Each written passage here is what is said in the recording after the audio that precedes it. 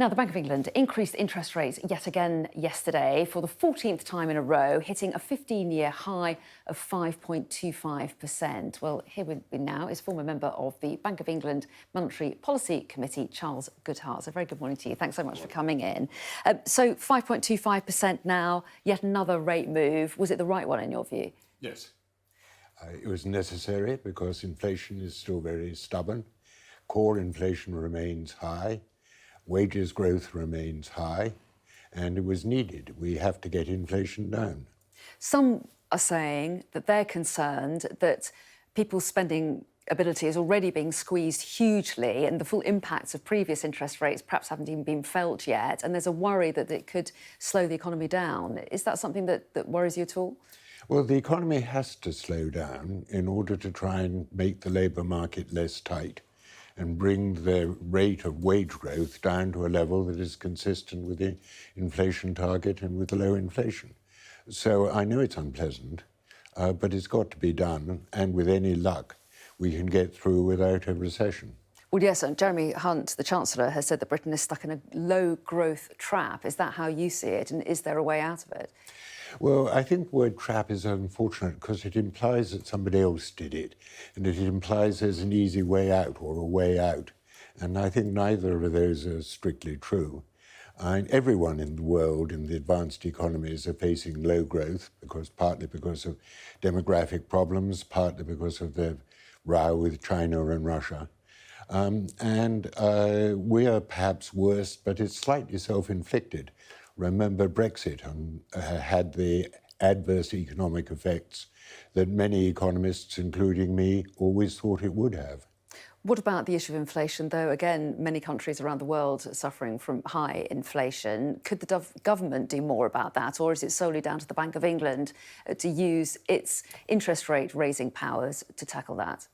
Well, sooner or later, we're going to have to deal with our fiscal problem, because our fiscal problem is really quite severe. And again, that's true of many other countries around the world, including the USA.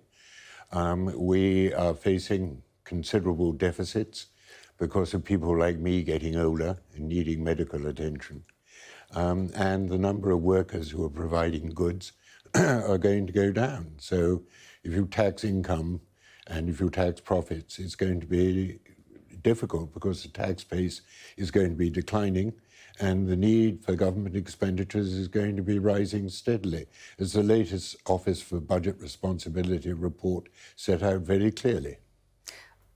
So what next? Do you think that interest rates have now peaked, or do you think it's possible they need to go higher again? It's data dependent. We don't know. Nobody knows what is going to happen in the future, including me. If I knew, I wouldn't be here. But Andrew Bailey, Bank of England Governor, has hinted that it's too early to say what will happen, which implies it's not necessarily the end. Of course it's too early to say.